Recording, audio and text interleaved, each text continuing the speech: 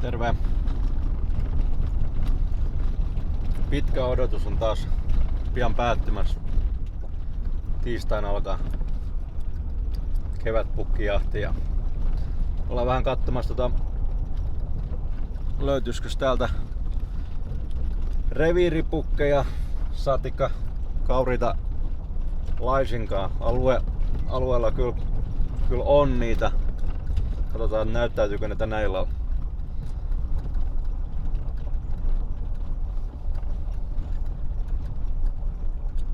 Tällä alueella on pyörinyt yksi tosi iso, joka on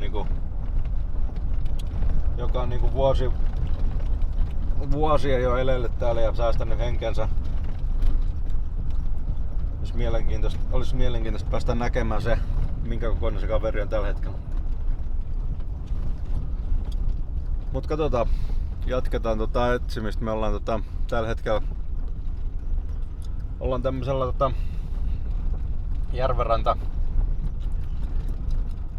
järvenrantapellolla. Ja mä olen aika varma, että ne linnut kaurit siis löytyy tuolta järven rannasta. Nyt on niin kuuma ja kuivaa, niin mä olen aika varma, että ne on tuolla aika lähellä vesistä. Mut katsotaan mitä saadaan aikaiseksi.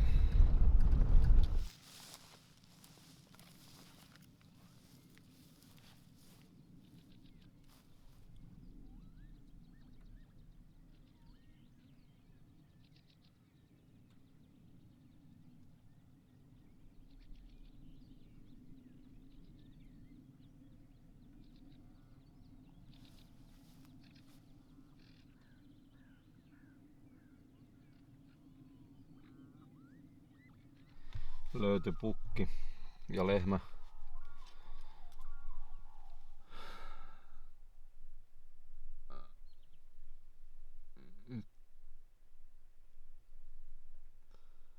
Pukkihan kasa-arvioon tuolla järvenranta pajukkoon. En tiedä sen verran kaukaa, ettei tässä varmaan zoomi riitä.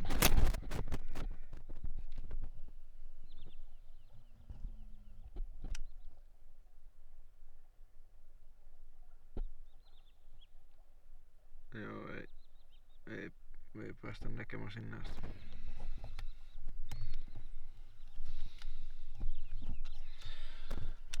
Mutta ainakin yksi pukki tuossa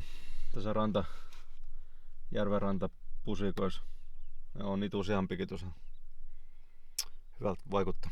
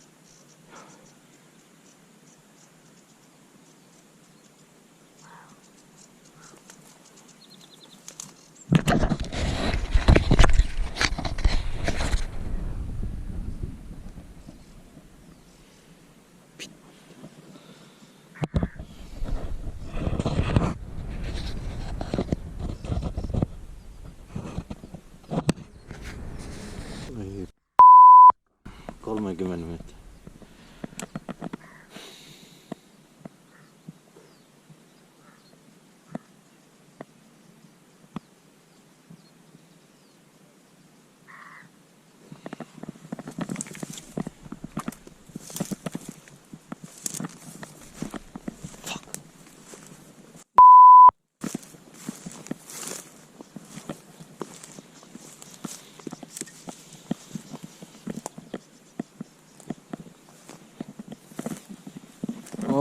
Arvioisin matkan väärin.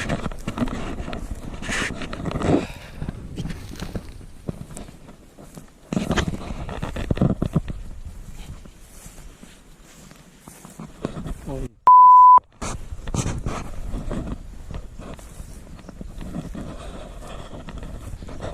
30 metrin pin, 30 metriä. Kuvittelin, että oli matkaa. Eihän se ollut kuin saatana 20 metriä. Voi vat. Niin meni nuoli nätisti yli satana.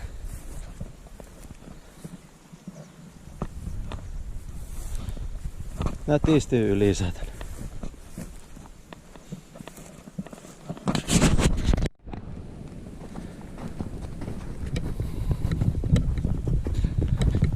Kyllä nyt ahistaa taas. Miten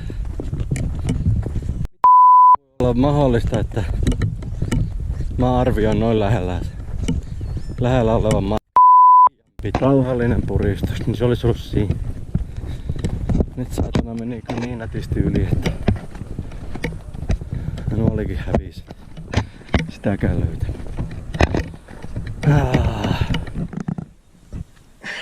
Kerrataan vähän. Ja lehmä. Itse asiassa siellä oli pukki ja 2 lehmää, mitä mä silloin toissa iltana en huomannut sitä 3. lehmää, kun olin skauttaamassa tätä aluetta. Mä olin suunnitellut, että mä kuvittelin, että ne kaurit makaa siinä isossa pajukossa ihan siinä järven rannassa. Ja niin ne tekikin. Mä pääsin aamulla hyvin hiippailemaan vajaa 200 metrin päähän niiden makuukselta. Jäin siihen passiin odottelemaan ja mitäköhän kello olisi ollut? Kello oli varmaan jotain 5 kintaa vähän ennen, kun ne tuli ulos siihen. Mä näin, kun se pukki jahtasi sitä isompaa lehmää ja takaa. Ja sitten ne veti kierroksen siellä ja rauhoittu sitten siihen niityllä molemmat syömään. Ja sitten mä huomasin, että siellä on 3. kauris ja se oli se nuorempi lehmä siinä mukaan sitten. Katoin niitten touhuun hetken ja huomasin, että ne meni tommosen isomman, siinä niityllä oli semmonen isompi rypäs, semmoista lyhytkasvusta pajukkoa. Ne hävisi sen taakse ja matka oli joku 150 metriä ehkä. Ja mä ajattelin, että mä siirryn vähän kaislikkoon vasten. Että mä saan siitä paremman suojan ja pystyn ampumaan, jos se pukki tulee lähemmäs. Kun mä kuvittelin, että se tulee niinku merkkaamaan niitä reviirimerkkejä, kun mä huomasin tuossa, missä mä olin. Eka passissa siinä oli merkki ja sitten kun mä etenin hieman sitä kaislikon reunaa vasten, niin mä huomasin, että tuohon pajukkoon kohden se kaurispukki on tulos. Eli luultavasti merkkaamaan reviiriä. Ja niinhän se oli tulossakin. Koko pikkuhiljaa läheni ja koko ajan se hankas sarviaan siinä matkan varrella. Se tuli aivan kopiksi. Se huomasi mut se ei niinku se ei saanut se ei saanut tulta nokkaan, niin se katsoi, mä olin niinku röllipuku päällä ja aivan liikkumatta ja kasvonaamio. Se kattosi ja totesi, että ei toi vissiin mikään ole. Matka ei varmaan ollut 22 metriä maksimissaan. Ja mä vedän jousen vireeseen ja pääsen vielä niinku seisomaankin äänettömästi. Ja huomaan, että sit se kauris niinku jäi toljottamaan mua. Kylki mua päin. Aivan nätti kylkilinja mua päin. Ja mä otin 30 metrin pinnin siihen niin kuin mä ajattelin, että jos se niiaa, niin siellä vataa alareunaa puristin 30 metrin pinnin. niin nätisti meni. Se ehtis hiukan käytännössä niin, no vaikea täytyy katsoa toi videosta, mutta joka tapauksessa niin jos olisi ottanut 20 pinnillä siihen samaan kohtaan, niin se olisi kuollut se kauris. Se ei, yli meni nätisti yli saatana. Ja toi oli varmaan jo 4. kauris, mitä mä ammun jousen kanssa ohi. Ainakin 4.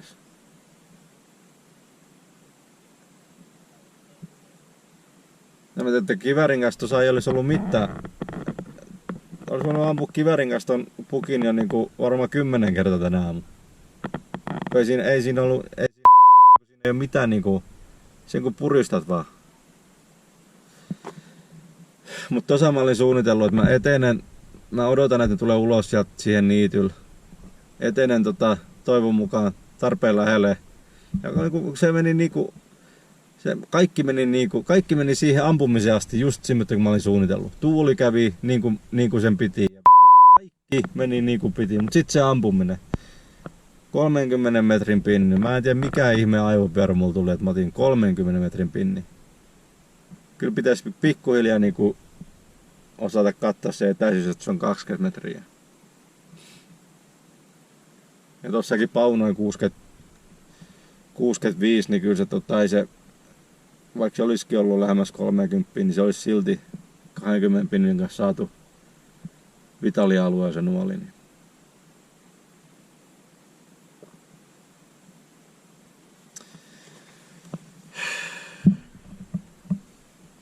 Kausi on vasta aluillaan, just alkanut.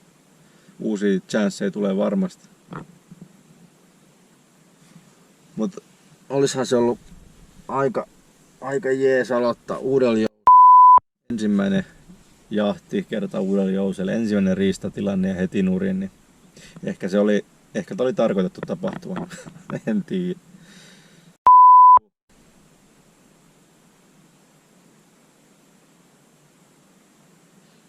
Voitte kuvitella minkälainen fiilis on.